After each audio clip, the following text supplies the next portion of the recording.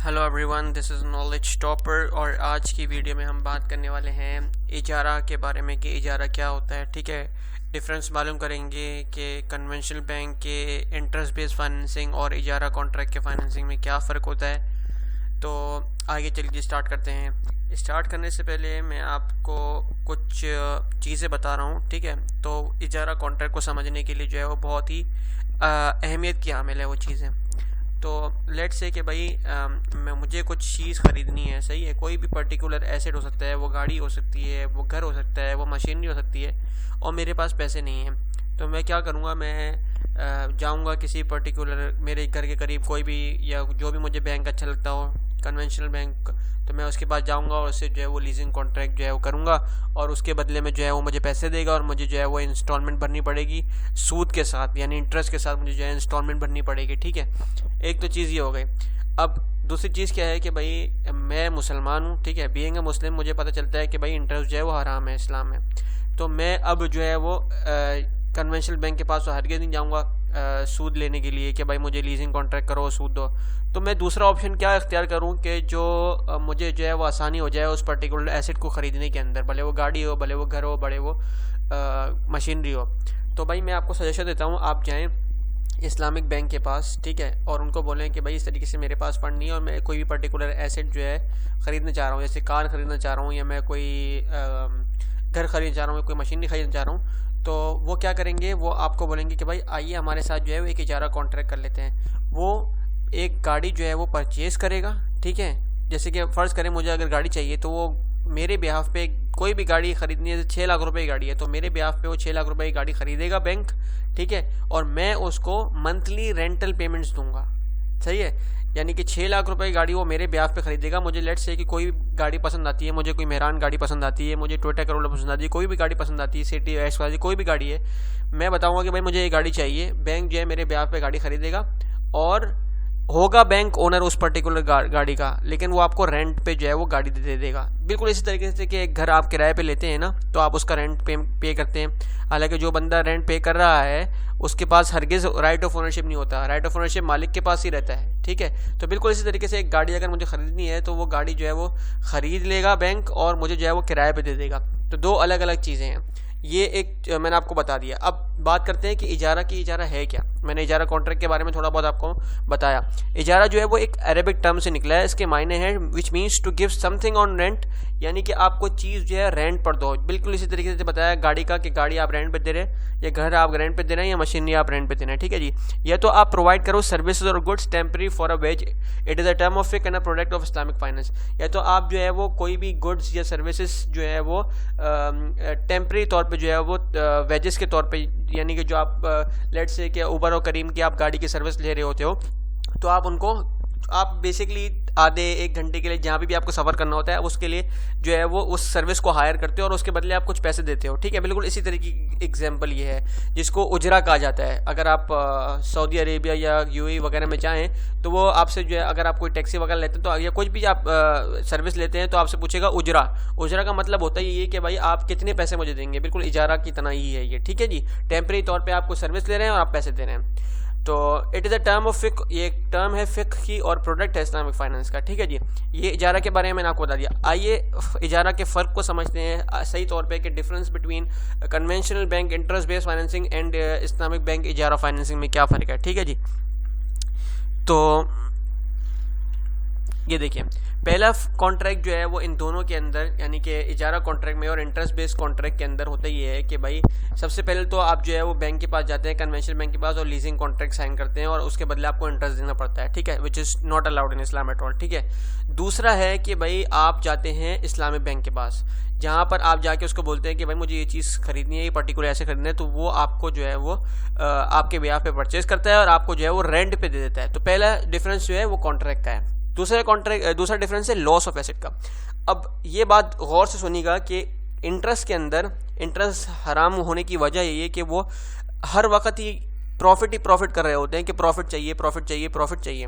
भाई प्रॉफिट ही प्रॉफिट चाहिए, यानी कि एक ही जगह जो है वो अमीर अमीर हो जा रहा है, गरीब गरीब हो जा रहा है। यानी कि अगर आपकी गाड़ी कोई एक्सीडेंटली डैमेज होती है, ठीक है जी, कन्वेंशनल बैंक के अंदर होता क्या है, आपको उन्होंने कर्ज दे दिया एक दफ़ा, ठीक है, اب اس سے غرض نہیں ہے کہ آپ کی گاڑی جو ہے وہ ٹوٹے پوٹے کچھ بھی ہو، جو آپ نے اس پیسے دے، ان کو اپنی منتھلی انسٹالمنٹ لازمی چاہیے، ٹھیک ہے جی.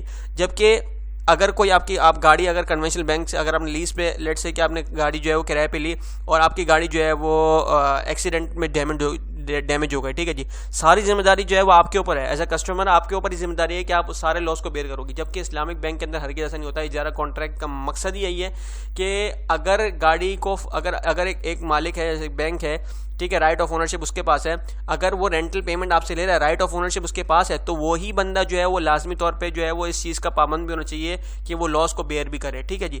تو اسلامک اجارہ کانٹریکٹ کے اندر اگر آپ کی گاڑی ایکسیڈنٹلی ڈیمیج ہو جاتی ہے تو ذمہ داری کس کی ہوگی؟ ذمہ داری ہوگی مالک کی. مالک کون ہے؟ بینک. ٹھیک ہے جی. دو الگ الگ چیزیں ہیں، انٹرسٹ بیس فائنینسنگ کے اندر اور آپ کا کنونشنل فائنینسنگ کے اندر دو الگ الگ چیزیں ہیں. لاس کنونشنل بینک برداشت کرے گا کسٹمر، اسلامک اجارہ بینک میں برداشت کرے گا بینک خود. ٹھیک ہے جی. تو دو چیزیں آپ کو ہے. تیسرا ہے use of asset. Use of asset کے اندر اگر ہم بات کریں تو آپ کی گاڑی اگر ایکسیڈنٹ میں ڈیمیج ہو جاتی ہے اور وہ 1 مہینے تک جو ہے وہ آپ کے استعمال میں نہیں رہتی، ٹھیک ہے جی، بینک صحیح کرا کے نہیں دیتا یا آپ کو استعمال میں نہیں رہتی. اگر کنونشنل بینک بات کریں تو اگر آپ کی گاڑی لیٹ سے کہ ایکسیڈنٹ ہو گیا اور وہ استعمال میں نہیں ہے تو آپ کی گاڑی استعمال میں ہے یا نہیں ہے، آپ کو اپنی منتھلی انسٹالمنٹ جو ہے وہ ایز پر یور اسکیجول جو ہے وہ کنونشنل بینک کو دینی پڑیں گے. جبکہ اسلامک بینک کے اندر اگر آپ کی گاڑی ایکسیڈنٹ میں ڈیمیج ہو گئی ہے اور وہ آپ کے استعمال میں نہیں ہے، ٹھیک ہے جی، تو آپ کو اس رینٹل منتھ اس پرٹیکولر، جیسے کہ میں کہتا ہوں کہ 1 مہینے کے لیے میری گاڑی جو ہے وہ ایکسیڈنٹ کے طور پہ جو ہے وہ ڈیمیج ہو گئی تھی اور وہ اس کنڈیشن میں نہیں کہ میں چلا سکوں، تو میں اس پرٹیکولر منتھ کا جو ہے وہ رینٹ نہیں دوں گا. ٹھیک ہے جی. یہ چھوٹ اس اجارہ کانٹریکٹ میں مل جائے گی آپ کو. چوتھی ہے جی انسٹالمنٹ اور رینٹ. جیسے ہی آپ سائن کرو گے کانٹریکٹ کا کنونشنل بینک کے ساتھ، لیزنگ کانٹریکٹ کا، ٹھیک ہے جی، اور وہ آپ کو پیسے دے گا، بھلے وہ اس کو کچھ غرض نہیں ہے کہ آپ کچھ بھی کرو، آپ جاؤ گے گاڑی خرید لو گے، ٹھیک ہے جی. جیسے ہی آپ نے سائن کیا کنونشنل بینک کے ساتھ لیزنگ کانٹریکٹ کا اور اس نے آپ کو پیسے دیے، اسی تاریخ سے لے کے آپ کا جو ہے وہ منتھلی انسٹالمنٹ جو ہے وہ شروع ہو جائے گا. ٹھیک ہے جی.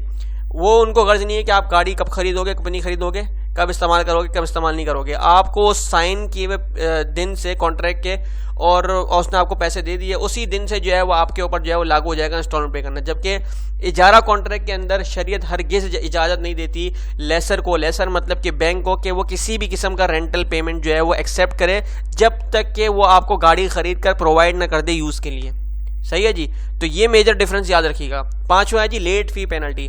لیٹ فی پینلٹی سے مراد جیسے کہ اگر آپ ان سے لیزنگ کانٹریکٹ سائن کرتے ہیں کنونشنل بینک سے اور آپ ٹائم پہ جو ہے ان کو انسٹالمنٹ نہیں دے پاتے تو وہ آپ کو یہ لیٹ فی پینلٹی چارج کرے گا. اور وہ لیٹ فی پینلٹی جو ہے وہ اس کی انکم کا پارٹ ہوگی، کنونشنل بینک کی جو انکم ہے اس کا پارٹ ہوگی. اجارہ کانٹریکٹ کے اندر ہرگز لیٹ فی پینلٹی نہیں ہوتی.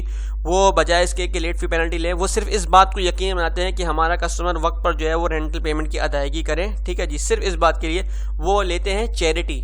اور وہ چیریٹی کہاں جاتی ہے؟ وہ مستحق لوگوں کی خدمت کرنے میں جاتی ہے، مستحق لوگوں کی مدد کرنے میں جاتی ہے. جو اسلامک بینک ہے وہ ایک ایز این ایجنٹ کام کرتا ہے اور وہ آپ کے جو چیریٹی ہوگی جو آپ دو گے، ٹھیک ہے، لیٹ فی پینلٹی آپ نے کر دی، آپ چیریٹی دو گے، وہ ان لوگوں کے اوپر خرچ کی جائے گی، ان مستحق لوگوں کے اوپر خرچ کی جائے گی. ٹھیک ہے جی. وہ ہرگز بھی بینک کی انکم کا پارٹ نہیں ہوگی.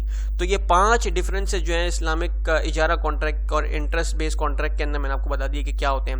اب اس کے اندر ہوتا یہ ہے کہ شروع میں جو ہے وہ اسلامک بینک جو ہے وہ آپ سے جو ہے وہ کچھ ڈپازٹ لے لیتا ہے. ٹھیک ہے جی. اور وہ ڈپازٹ جو ہے وہ آپ کے منتھلی رینٹ میں جو ہے وہ ایڈجسٹ ہوتے رہتے ہیں. جیسے ہی آپ کا منتھلی رینٹ، جیسے ہی آپ کا جو ہے وہ کانٹریکٹ جو ہے وہ ختم ہوتا ہے تو آپ کا جو ڈپازٹ ہوتا ہے وہ بھی ہر مہینے کے ساتھ ایڈجسٹ ہو کے وہ بھی اینڈ میں ختم ہو جاتا ہے. ٹھیک ہے جی. اس کے اندر امپورٹنٹ چیز یہ ہے کہ آپ کو جو ہے وہ ڈیوریشن آف کانٹریکٹ جو ہے اسٹارٹ میں جو ہے وہ ڈیسائیڈ کر لینا چاہیے کہ میں کتنے سال کے لیے جو ہے وہ یہ کانٹریکٹ کر رہا ہوں، کتنے مہینے کے لیے کانٹریکٹ کر رہا ہوں. 6 مہینے بھی ہو سکتے ہیں، 1 سال، 2 سال، 3 سال، جتنے بھی مدت کے لیے آپ کانٹریکٹ اس حساب سے جو ہے رینٹل پیمنٹ ڈیسائیڈ کی جاتی ہیں. اور جیسے ہی آپ ساری رینٹل ایز اے کسٹمر ساری رینٹل پیمنٹ آپ پے کر دیتے ہو، سارے ڈیوز کلیئر کر دیتے ہو، تو ایک نیا کانٹریکٹ بھی بنایا جا سکتا ہے جس کے اندر جو بینک ہے وہ اپنی رائٹ آف اونرشپ اس پرٹیکولر ایسٹ کی ٹرانسفر کر دیتا ہے کسٹمر کے حوالے. ٹھیک ہے جی. As a gift. ٹھیک ہے جی. ہم نے کار کی بات کی نا، تو کار میں جو ہے وہ بینک کے پاس رائٹ آف اونرشپ تھی. جیسے ہی آپ نے رینٹل پیمنٹس پے کی، جیسے ہی آپ نے سارا ڈیوز کلیئر کرے، تو بینک جو ہے وہ آپ کو جو ہے وہ اس پرٹیکولر گاڑی کا اونرشپ بھی جو ہے وہ ٹرانسفر کر دے گا ایز اے گفٹ. اس نیو کانٹریکٹ جو گفٹ کا جو کانٹریکٹ ہے اس کو کہا جاتا ہے اجارہ و اقتناء. اب اس بات کو بھی سمجھ لیے گا کہ بھائی رینٹل کانٹریکٹ جو ہم نے شروع میں کیا اجارہ کا وہ الگ ہے اور جو دوسرا کانٹریکٹ ہم نے گفٹ کا کیا وہ الگ ہے. ان دونوں کانٹریکٹ کو ہم ایک کانٹریکٹ میں نہ ملائیں کیونکہ یہ دو الگ الگ کانٹریکٹ. اگر آپ اس طریقے سے کریں گے تو یہ بالکل بھی شریعت میں ہرگز جائز نہیں ہے. ٹھیک ہے, دونوں کانٹریکٹ انڈیپینڈنٹ ہونے چاہیے, ایک دوسرے کے اوپر ڈیپینڈنٹ نہیں ہونے چاہیے. اگر ایک دوسرے کے اوپر ڈیپینڈنٹ ہو گئے تو یہ بالکل غلط ٹرانزیکشن ہو جائے گی اور یہ بالکل غلط طریقہ ہو جائے گا. اگر آپ اس طریقے سے کرو گے تو یہ دو الگ الگ کانٹریکٹ ہیں, دونوں کو انڈیپینڈنٹ رہنا چاہیے. صحیح ہے, ایک دوسرے کے اوپر باؤنڈ نہ ہو. The execution of one contract should not be contingent on the execution of other. دونوں کو جو ہے اس کو عربک ٹرم میں صفقتین فی صفقتین کے نام سے جانتے ہیں کہ آپ جو ہے وہ دو کانٹریکٹ کو ملا کے ایک کانٹریکٹ نہ بنائیں, دو کہ ایک کانٹریکٹ کی ایگزیکیوشن دوسرے پہ جو ہے وہ کنٹینجنٹ بن جائے کہ اگر یہ ہوگا پورا تو ہی یہ پورا ہوگا اور اگر یہ نہیں پورا ہوا تو یہ بھی پورا نہیں ہوگا. تو ایسا نہیں ہونا چاہیے. دو الگ الگ کانٹریکٹ ہیں, ان دونوں کو انڈیپینڈنٹ ہونا چاہیے. صحیح ہے جی. تو یہ تھی جی آج کی ویڈیو اجارہ کے بارے میں. امید ہے آپ کو سمجھ میں آیا ہوگا ڈفرینس جو ہم نے ڈسکس کیا انٹرسٹ بیس فائنینسنگ کا اور اجارہ فائنینسنگ کا. امید ہے آپ کو سمجھ میں آیا ہوگا. اگر سمجھ میں آیا ہے تو ہمارے چینل اور پیج نالج ٹاپر کو لائک کیجیے, سبسکرائب کیجیے and don't forget to press the bell icon. Thank you جی ویری مچ. اللہ حافظ.